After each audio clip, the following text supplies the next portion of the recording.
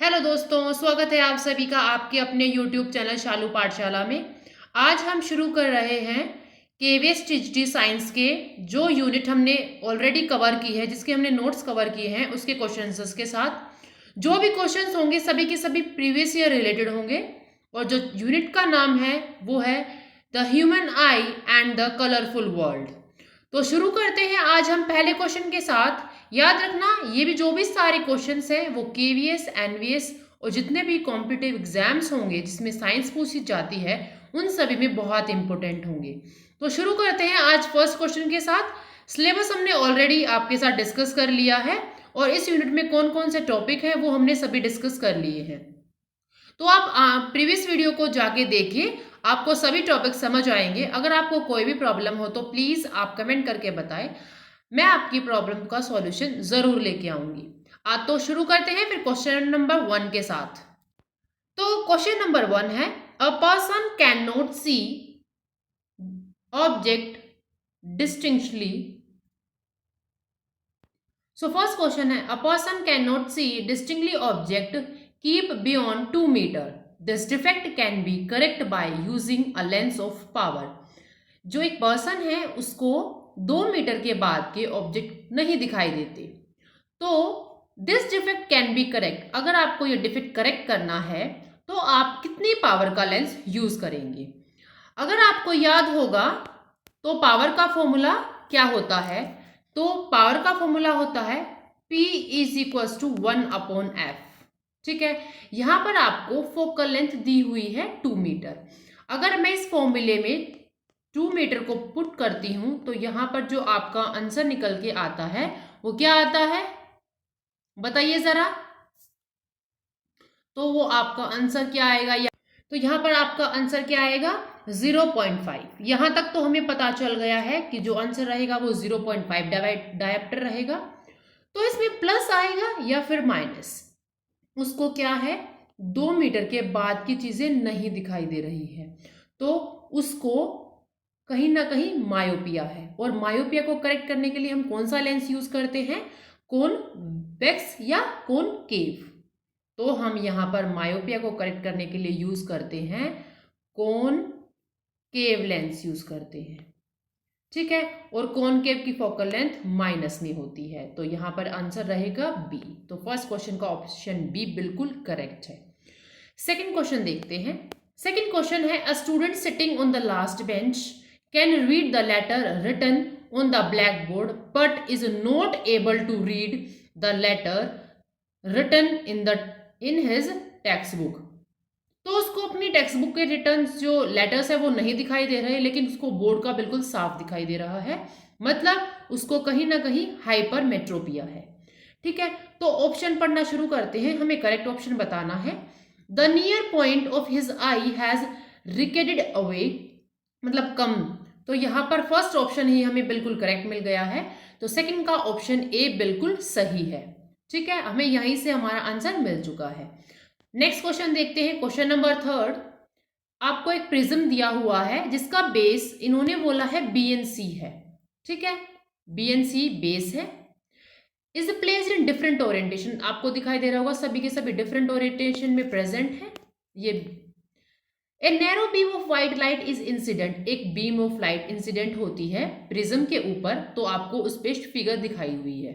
ठीक है, in which of the following cases after dispersion the third colour from the top correspond to the colour of the sky. Third colour, ठीक है, तो यहां पर sky colour blue होता है, उसका correspond top correspond to the colour of the sky. तो जो इसके लिए फिगर ठीक होगी वो कौन सी होगी, सेकेंड फिगर ठीक होगी। कौन सी होगी, सेकेंड फिगर। तो ऑप्शन थर्ड का क्या रहेगा, बी आंसर रहेगा। ठीक है, मतलब second prism. Okay, next question देखते हैं, question number 4। At noon the sun appears white as. At noon the sun appears white as. Noon the sun appears white, मतलब सन क्या है, अपीयर वाइट, वाइट दिखाई दे रहा है। और ऐसा क्यों है, क्योंकि लाइट इज लीस्ट स्कैटर्ड। अगर लाइट लीस्ट स्कैटर्ड होगी तो वाइट दिखाई देगा। ठीक है, तो ऑप्शन ए बिल्कुल सही है। फोर्थ क्वेश्चन का क्या आंसर रहेगा, ऑप्शन ए। ठीक है, यहाँ तक आप सभी को समझ आ गया होगा। ठीक है, थर्ड क्वेश्चन का ऑप्शन बी बिल्कुल सही है और क्वेश्चन फोर्थ का ए बिल्कुल सही है। यहाँ तक आप सभी को समझ आया? ठीक है, यहाँ पर ए ऑप्शन है और यहाँ पर बी ऑप्शन है। नेक्स्ट क्वेश्चन की तरफ चलते हैं फिर। नेक्स्ट क्वेश्चन है आपका, which of the following phenomena of light are involve in the formation of rainbow. हमने रेनबो को अच्छे से डिस्कस किया है प्रीवियस वीडियो में। आप जाइए सभी नोट्स को एक बार रिवाइज कीजिए और जैसे ही आप क्वेश्चंस करेंगे तो आपको सच में कॉन्फिडेंस लेवल बहुत हाई हो जाएगा। तो प्लीज़ प्लीज़ एक बार वीडियो ज़रूर देख के आए टॉपिक्स की। ठीक है, तो आपको क्लियरिटी बिल्कुल अच्छे से हो जाएगी हर क्वेश्चन में। ठीक है, आपको कहीं भी डाउट नहीं होगा। तो जो रेनबो का कॉन्सेप्ट हमने पढ़ा था उसमें हमने देखा था कि रिफ्रैक्शन, डिस्पर्जन और internal reflection, total internal reflection जो था उसमें हमें सभी फिनोमिना देखने को मिले थे। ठीक है, ओके ओके। तो हमने रिफ्रैक्शन, डिस्पर्जन और इंटरनल रिफ्लेक्शन हमने देखा था। तो इन तीनों चीजों को हम देखते हैं और जो ऑप्शन रहेगा फिफ्थ क्वेश्चन का वो रहेगा सी, क्योंकि रिफ्रैक्शन, डिस्पर्जन और इंटरनल रिफ्लेक्शन से ही हमें डिफरेंट कलर्स अपीयर होते हैं रेनबो में। तो ऑप्शन सी बिल्कुल सही है।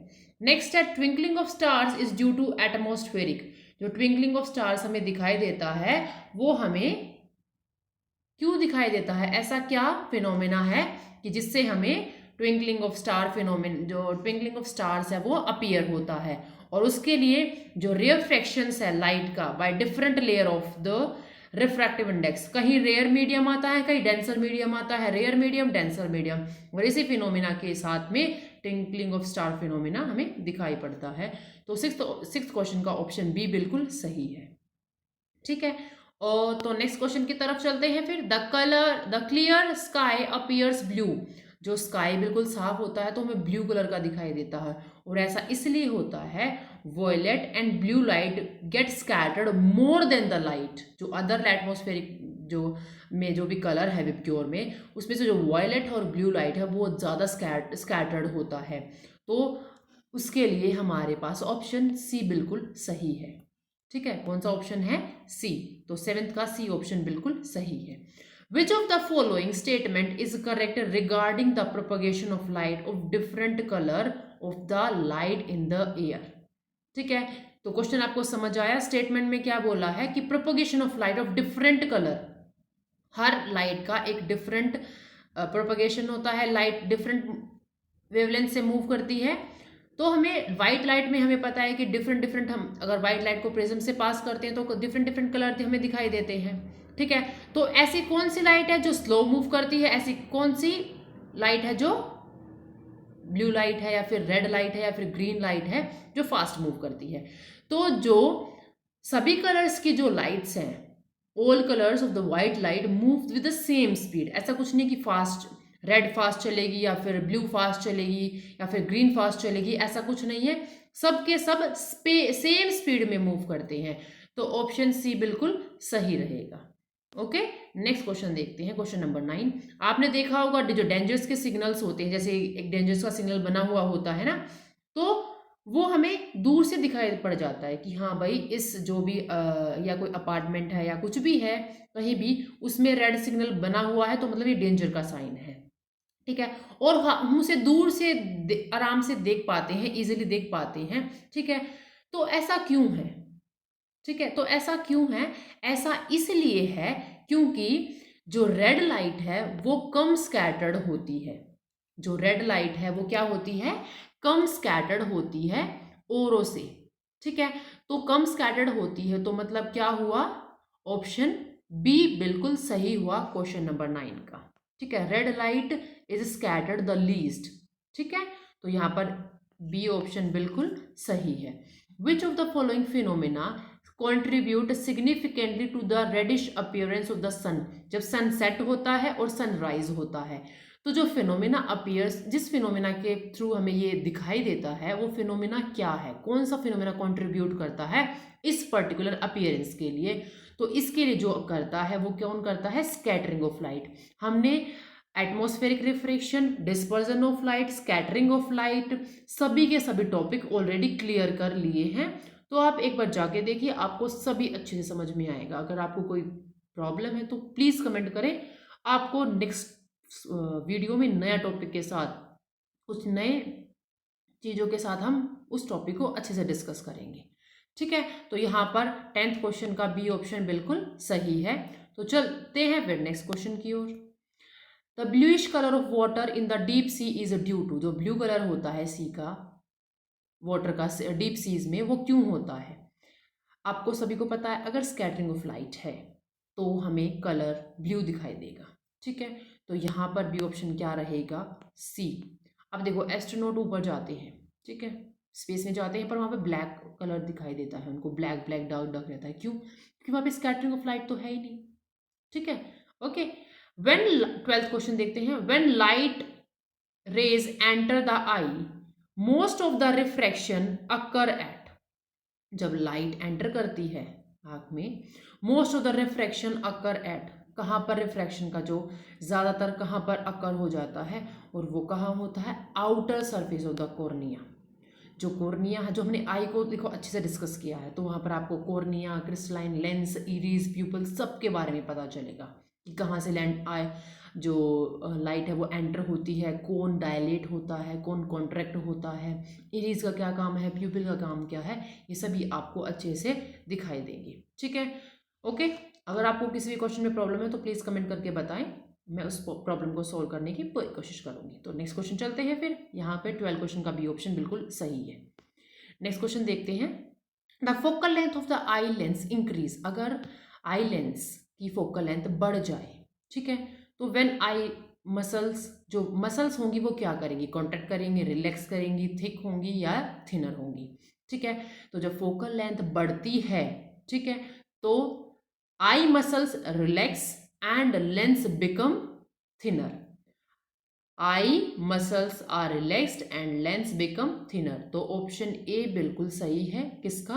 क्वेश्चन नंबर 13 का। Okay, which of the following statement is correct? आपको इसमें से स्टेटमेंट करेक्ट बतानी है, कौन सी है। फर्स्ट स्टेटमेंट देखते हैं। A person with myopia can see distinct object clearly, अगर किसी बंदे को मायोपिया है तो क्या वो दूर के ऑब्जेक्ट को अच्छे से देख पाएगा? नहीं, मायोपिया के पर्सन को दूर का ऑब्जेक्ट क्लियरली नहीं दिखाई देता है।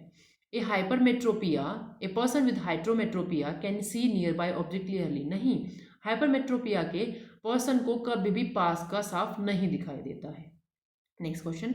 A person with myopia can see nearby object clearly, हाँ, जिसको मायोपिया है उसको दूर की चीजें नहीं दिखाई देंगी, लेकिन पास की बिल्कुल क्लियर दिखाई देंगी। तो यहाँ पर ऑप्शन सी बिल्कुल करेक्ट है। लास्ट स्टेटमेंट भी देख लेते हैं। A person with myopia can not see distinct, नहीं, उसको डिस्टिंक्ट जो दूर की चीजें हैं वो अच्छे से दिखाई देंगी, पास की नहीं दिखाई देंगी हाइपरमेट्रोपिया पर्सन को। ठीक है, ओके। तो यहाँ तक आज के लिए फिर इतना ही, मिलते हैं नेक्स्ट वीडियो में नेक्स्ट टॉपिक के साथ, नेक्स्ट क्वेश्चन करेंगे। ठीक है, या फिर मैं सोच रही हूँ क्यों ना हम प्रीवियस ईयर क्वेश्चन पेपर को सॉल्व करें। तो नेक्स्ट वीडियो में हम लेके आते हैं previous year KVS TGT science के क्वेश्चन पेपर को। ठीक है, उस पेपर को पूरे डिस्कस करेंगे एक साथ। लंबी वीडियो हो सकती है, लेकिन हम कोशिश करेंगे कि पूरे एग्जाम पेपर को एक साथ ही हम डिस्कस कर लें। तो मिलते हैं आप सभी से नेक्स्ट वीडियो में। तब तक के लिए आप अपने चैनल शालू पाठशाला को लाइक करें, शेयर करें और प्लीज सब्सक्राइब करें। मिलती हूँ आपको नेक्स्ट वीडियो में, तब तक के लिए थैंक यू ऑल।